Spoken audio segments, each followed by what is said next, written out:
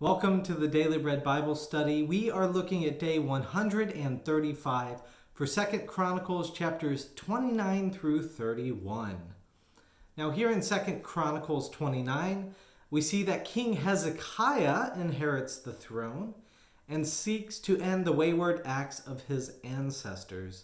In 2 Chronicles 29 verse 6 it says, "For our ancestors have been unfaithful and have done what is evil in the sight of the Lord our God.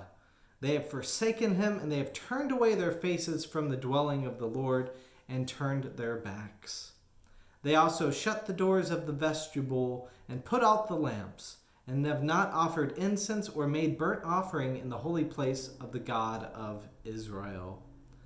Thus Hezekiah seeks the Lord. He repairs the temple of the Lord, the house of the Lord, encourages the Levites to sanctify themselves and also sanctify the temple, and restores worship of the Lord in the temple. King Hezekiah consults the directions of King David for worship, establishes the protocols, and has a festival worship service of music and offerings. In 2 Chronicles 30, King Hezekiah then invites the people of Judah to observe the Passover on the second month of the year. This is the first grand effort to observe the Passover in the time of the kings. The timing of the Passover is different than the instruction of the Lord in Exodus 12:2 verse 3, saying, "It shall be the first month of the year for you. Tell the whole congregation of Israel that in the 10th of this month they are to take a lamb for each family, a lamb for each household." Now, 2 Chronicles further explains why this Passover ritual is adapted to the second month of the year. It says in 2 Chronicles 30 verse 3, "They could not keep it at its proper time because the priests had not sanctified themselves in sufficient number, nor had the people assembled in Jerusalem." This also explains why future King Josiah kept a different Passover meal. In 2 Kings 23, verse 22, it says, "No such Passover had been kept since the days of the judges who judged Israel, or during the days of the kings of Israel or the kings of Judah." So Hezekiah does have a Passover according to the Chronicles narrative versus King Josiah, who is made out as the only one to have done it in the 2 Kings narrative. So King Josiah's grand Passover is in the first month, and Hezekiah's grand Passover was in the second month, which is, again, not the proper time. I had previously interpreted the phrase to mean that no Passover was observed at all, which 2 Chronicles says otherwise. Now, with that aside, King Hezekiah invites all of Judah and the recently dispossessed Israelites to the festival.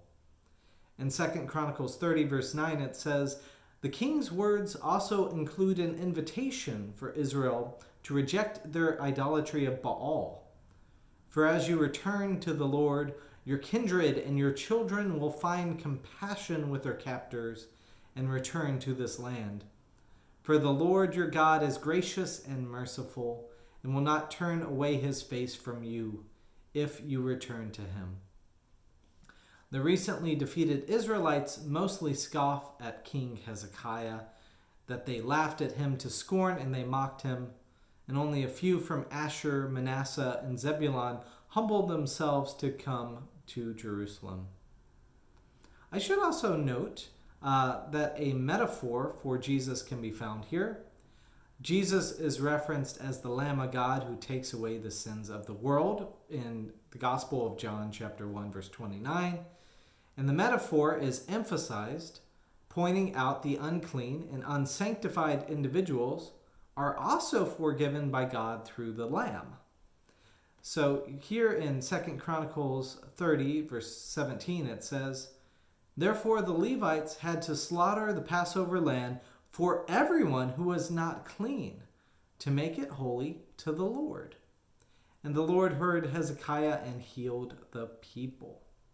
In verse 26, it says, "There was great joy in Jerusalem, for since the time of Solomon, son of King David of Israel, there had been nothing like this in Jerusalem. So anyways, all of us as Christians, especially talking about Jesus as the Lamb of God, this lamb is slaughtered for all of those who are considered unworthy and unclean.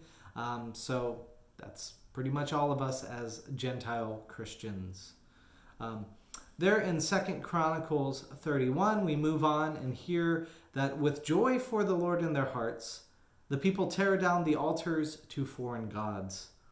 King Hezekiah also reinstates the Levites and priests to full-time status and calls the people to bring tithes to free the dedicated temple servants to study and keep the law of the Lord.